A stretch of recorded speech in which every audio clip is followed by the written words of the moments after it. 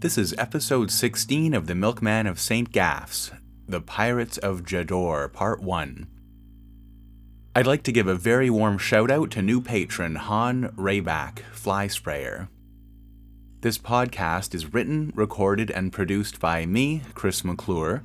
I also create some of the music, so I really do appreciate the support. You can sign up for Patreon under Howie Milkman. You can also buy a coffee by Googling Coffee, K-O-F-I, and Howie Milkman. And with that, let's get to the episode, and as always, thank you very much for listening. It's time for the Milkman of St. Gaff's, starring Howie the Milkman.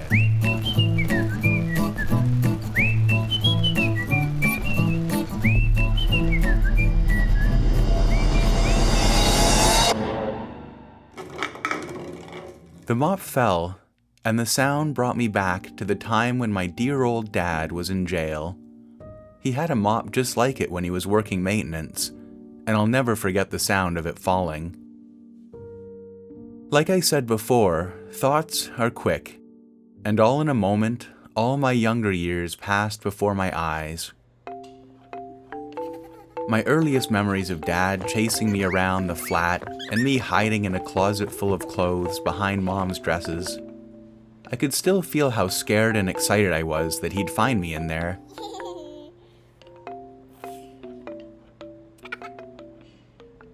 I could still see him and Mom watching me while I spun around singing some crazy song I'd made up in our old living room in the bigger place, his eyes smiling at me. I remembered how proud I was when Dad and me, but mostly Dad, carved a wooden race car for school. It didn't go very fast, but to me, it was the most amazing car in the world. Back then, we lived on the top floor of an old row house. The whole block was one continuous row of houses, all connected, all brown, with the same dilapidated roofs and brick chimneys. It was not far from the factory, and not far from the River Kirsten. Outside, there were no lawns like they have on St. Gaff's, just sidewalk and a narrow potholed street. It was always kind of foggy and yellow outside, not that I really noticed until I finally left the place. There were other kids around, and sometimes some of them would play with me. From when I was really young, I remembered after being put to bed, I'd stare out the window. There weren't any blinds or anything, and in the summer, it took a long time after I was lying there for it to get dark. Was some thief going to sneak in and get me? Every night I'd fall asleep wondering.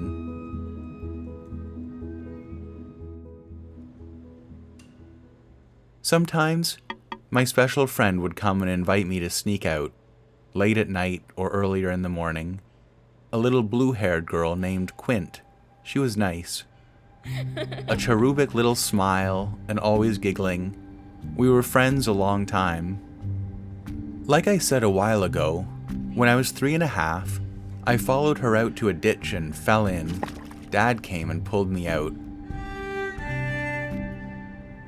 They just figured I was a sleepwalker, and the doctor told them not to worry. But he made sure to charge Mom 5 rupees to tell her not to worry. But Quint kept inviting me out to show me things. Once she took me to the big garbage bin at the end of the block. There was a model ship someone threw out, and I brought it home. But Mom and Dad didn't see what a neat find it was and said it smelled like pee and threw it away again. Time went on, and I got bigger. But Quint would still sometimes visit. I didn't know exactly what she wanted. Once in a while, she'd ask me to go to dark places with her. But I didn't want to go, and I just told her I wasn't allowed to. But with the falling mop ringing in my ears, I recalled that day when I was not quite 12 and still didn't know at all how the world around me worked. But I was big enough to cause some real trouble. I was lying in bed when Quint came by and told me about some really neat bottles that were just lying around somewhere. It was late, but I snuck out, down the smelly carpeted stairs, and out the front door. There was a definite smell to the air, burning coal, and the first chill of fall. It got my heart pumping and made me want to go on some kind of adventure. "Come on," she said, disappearing around a corner. I followed, and sure enough, a couple blocks away, in a box outside the pub, there were a bunch of empty bottles from some sort of fancy liquor. "You know what would be funny? Shove them under the tires of the cars." And there were a couple of cars parked outside, so I took a couple bottles and put them up against the tire. As soon as the car drove off, the tire would pop. I put the last bottle behind a wheel when I felt a large hand around the back of my neck. He pulled me up and turned me around. "And what in God's blue heaven do you think you're doing there, son?" It was a cop, and that's when I noticed that I'd put the bottles behind the tires of a cop car. "I didn't mean, You didn't mean it was an accident, eh, you little shit muncher?" He was a middle-aged man with a patchy blonde mustache. And then Dad's voice rang out, "Hey, that's my son, hands off!" The cop dropped me on the sidewalk, which hurt. Dad must have followed me. "Ah, so he's your little brat, and this is how you raise him, vandalizing police property in the middle of the night when he should be home asleep? He walks in his sleep. And I suppose he regularly steals bottles and tries to pop men's tires, then does he, while he's asleep even?" I'd gotten to my feet at this point. "I didn't mean it was an accident." The cop looked down at me, and faster than I could see, there was a blinding white pain, and I was on the ground. He'd given me the back of his hand right across my face. And just like that, Dad had him pinned against his car, punching him in the face. Out of nowhere, another cop appeared and pulled Dad off. "Get off him! Get off him right now! Hey, son, let me go! Get off of me!" And then they had Dad in the back of the car in handcuffs. I saw his eyes as they pulled away, and they were mad. Whether mad at me or the police, I didn't know. But I was faced with the task of going home, waking Mom up, and telling her the police had Dad. It was from about that time, when I was 12, that I had to start doing a lot more around the house. Mom started forgetting about food and other things. They were going to keep Dad in jail for a year. I kept hoping Quint would come by again, but I didn't see her for a long time after that. The other kids were too busy to play, and I found myself sneaking out at night alone. It wasn't hard to get out. I just tiptoed down the stairs and out the door. The top stair, which was close to Mom's room, was really creaky. But I guess she never heard. I poked around the neighborhood and saw all the places where the vagrants slept. Old, rusty playgrounds with dusty trees no kid would dare go in. The filthy creek that ran behind the factory with all the weird sludge in it and the big rats rustling through the bushes. One night, I was out wandering around, and I decided to see how far I could go. Past the factory, past the school, the gas works. I ended up down by the port, where I'd never been before. It was a lonely, dirty place. Every once in a while, you'd see someone sleeping in their clothes in a doorway. I guess I should have been scared, but I wasn't. I kept playing over and over again in my mind what had happened to my poor dad. If I hadn't gone out that night, he never would have gotten thrown in jail. Nothing really made sense to me anymore, and I didn't know what the future held. My teachers were always mad at me for snoozing in class, and they sent letters home that Mom never opened. She just threw them on the pile of other letters she never got around to reading. We would have gone to visit Dad, but the jail they sent him to was in the next county over, and we didn't have any way of getting out there. Anyways, I kept turning all my misfortunes over and over in my head, and I got mad. I wanted to do something, but I didn't know quite what. I was walking down a garbage-strewn lane with row houses that were a lot worse than mine. There was a staircase for when the houses caught fire, and I walked up and got onto the roof. I walked along, balancing on the slope. There was a drunk singing somewhere in the distance, and it made me feel even more lonesome and angry. Back then, the stars were still white, and I could see a long way over the town. And I decided to show Mingsbite who was boss. So I started ripping shingles off the roof and throwing them down onto the street. When I got tired of that, I started kicking an old crumbly chimney. And that's when I met them. All of a sudden, from out of nowhere, I was surrounded by kids about my age and younger. There were 5 of them. They were dressed up like pirates, and they even had wooden swords they were pointing at me. "Halt right there, you booger-headed scoundrel!" The one with the red handkerchief shouted at me. He seemed to be the leader. "Who dares raise his bleeding arms against the land of Jeddore?" shouted the youngest one with a real scar on his cheek. "I was just going for a walk, I didn't—" "Quiet, or we'll strike down your stinky noggin! To the king with him!" They tied up my hands, and I couldn't do anything about it. I got a better look, and these were thin, dirty kids, but they weren't fooling around. At Wooden Sword Point, I walked down the stairs and onto the street. They marched me along to who knows where. "Trespassers will be stabbed in their awful brains. No one knocks down any chimneys around here but us." I heard the drunk singing again, and when we rounded a corner, there was a cop staggering along and singing. Then he saw us and tried to straighten up a bit. Get off the street, you buggers. It's 4 o'clock in the morning. "You're pickled again, Bobby. Go sleep it off," said the leader. I'm the law around here, you brats." The cop fumbled with his club but managed to get it loose. He lunged at us, and the kids scattered. The youngest one with the scar tripped and fell, and the cop took a big swing at him. With my hands tied behind my back, I couldn't really go anywhere, but I threw my body at the cop and knocked him over before his club connected with the kid. "Bastard!" the cop shouted as he tried to get back on his feet, but he kept stumbling and slipping because he was so drunk. By this time, a lot more pirate kids were swarming in. "Get the booby!" one shouted, and they rained their wooden swords upon the cop until he finally got to his feet and ran off, a cut bleeding over his eye, but he dropped his club. One kid, about 12 maybe, picked up the club and looked at me. He was their king, and unlike the others, he had on a real pirate hat, a big black one. "And who be this sorry potato eater?" The one with the red handkerchief answered. "We found his scrawny arse sneaking on the roof kicking away at one of our chimneys, but he defended Scar from the drooling Bobby." The king thought about all of this for a minute.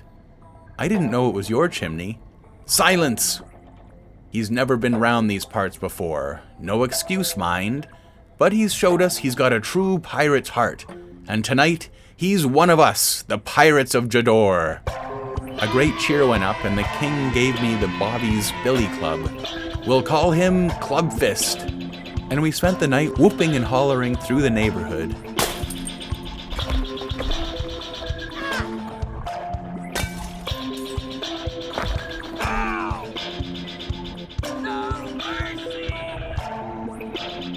I found out later the king's name was McGowan, but everyone called him McGowan, and that none of the pirates had parents or anywhere really to live. That was the beginning of the period of my life when I ran wild with the pirates of Jeddore whenever I could. We knocked over a lot of chimneys, broke a lot of gas lamps, and chased a lot of old geezers around. I couldn't go out there all the time though, and I never did figure out where they slept in the day. It was hanging out with the pirates that I got to know a lot of the parts of Mingsbite I'd never been to. In fact, I'd never really been too far from home at all and didn't realize how big the city really was.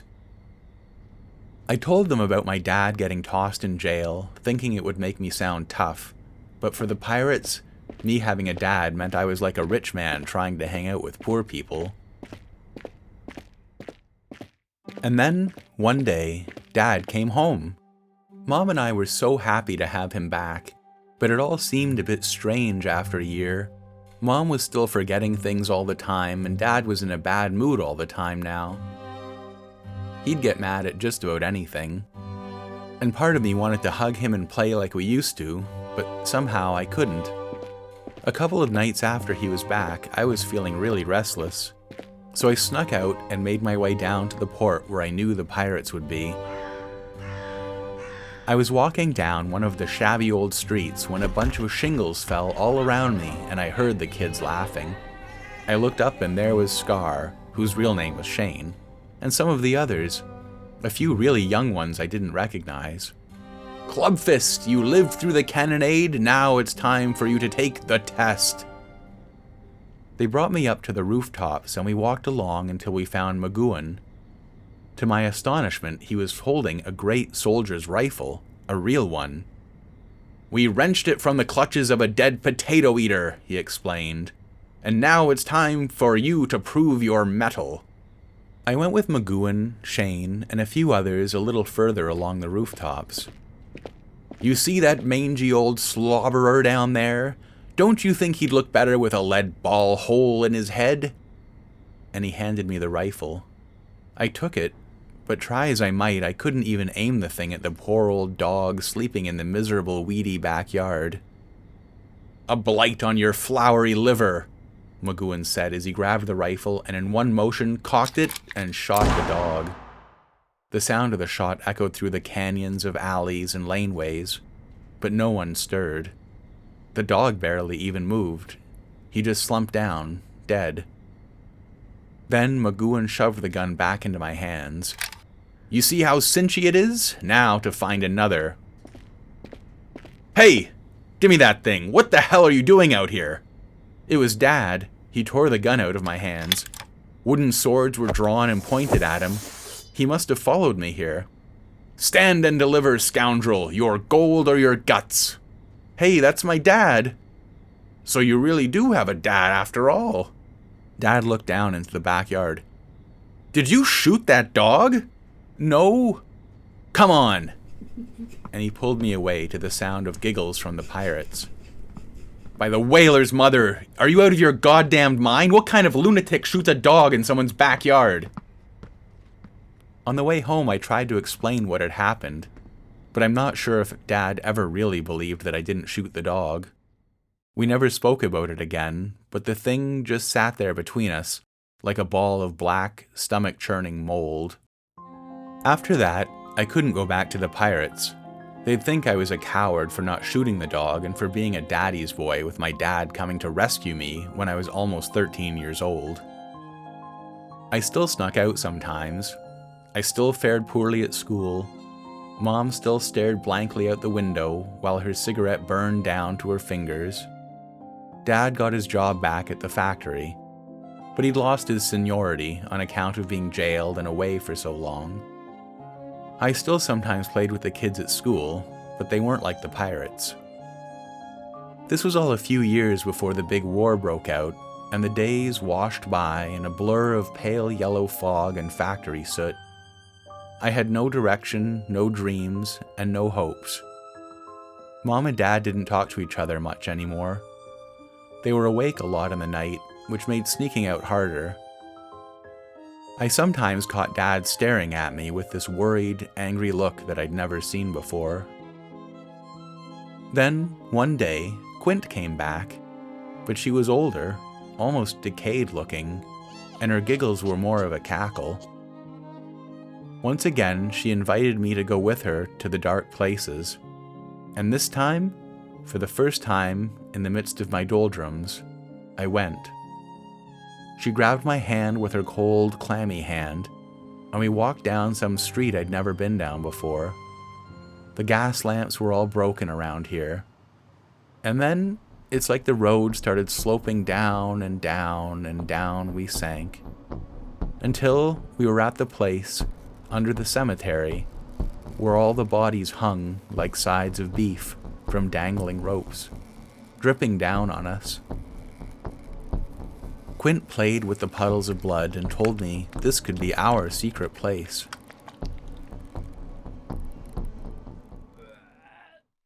I woke up retching and vomiting out my sorrows onto a neighbor's measly little garden box.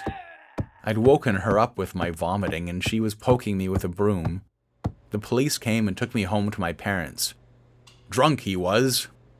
and I couldn't convince my parents otherwise. They just wanted to know where I'd gotten the liquor, and there was no way I could tell them about the nightmare I'd had. They tried their best to write it off as a one-time stunt, especially since my birthday was coming up. They asked me what I wanted, but I didn't know. And then, on the day, there was a sad vanilla cake with candles. Dad had gotten me a model ship like the one I'd found in the trash long ago. In a rare glimmer of his old self, Dad asked, "Do you like it? I thought we could build it together." But even as he said it, I think he knew we would never make it together. That things had changed, and his little boy wasn't there anymore, and that we could never go back. That evening, I said I was going out with some friends, and Mom mumbled something about having fun. I walked out to the river and followed it to the place where it opened out onto the sea. The sun was going down, and it turned the sea and all of Ming's Bight red.